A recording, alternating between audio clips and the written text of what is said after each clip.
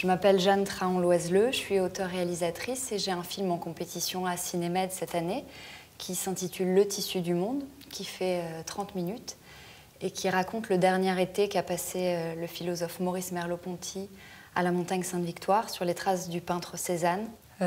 C'est un film qui parle de peinture, de philosophie et aussi de cinéma, parce que je pense que c'est un film qui est traversé par la question du regard et de la vision et de la représentation.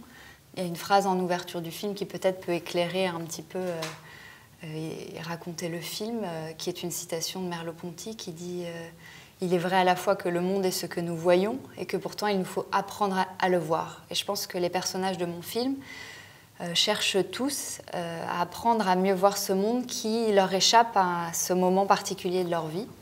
Je suis content de rencontrer quelqu'un parce que tout se ressemble ici. Il y a cette rencontre entre un philosophe qui vient d'un milieu parisien, intellectuel, et un jeune garçon de province qui est jamais sorti, disons, de sa campagne aixoise, qui a pas fait des études longues, qui a jamais ouvert un livre de philosophie de sa vie. Et ces deux personnages qui auraient a priori jamais dû se rencontrer, enfin, qui côtoient pas les mêmes milieux, et en même temps qui vont échanger quelque chose de fort où l'un va se nourrir de l'autre par cette différence. J'ai jamais lu de philosophie, moi. Ah, on peut vivre sans, vous savez. Pourquoi vous en écrivez alors?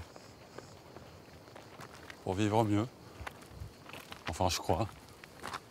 Donc Cézanne a peint la montagne Sainte-Victoire qui se trouve à côté d'Aix-en-Provence des centaines de fois, surtout à la fin de sa vie. Il y a énormément de toiles, d'aquarelles, d'huile. Et il est mort en peignant, on pourrait dire, cette montagne. C'est-à-dire qu'il est mort au travail, à l'œuvre, en essayant de capter l'image de cette montagne, l'essence. Et en fait, je me suis inspirée de faits réels, c'est-à-dire qu'il était déjà vieux, il avait des rhumatismes, il n'allait pas bien, et il continuait à aller peindre sur le motif, dehors.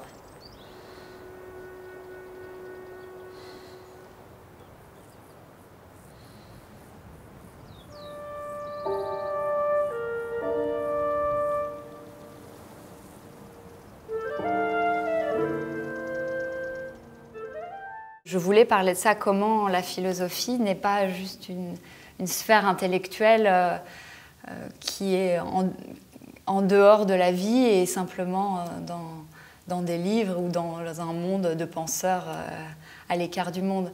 Et comment cette philosophie peut nous aider à vivre même quand on n'en a jamais fait de la philosophie.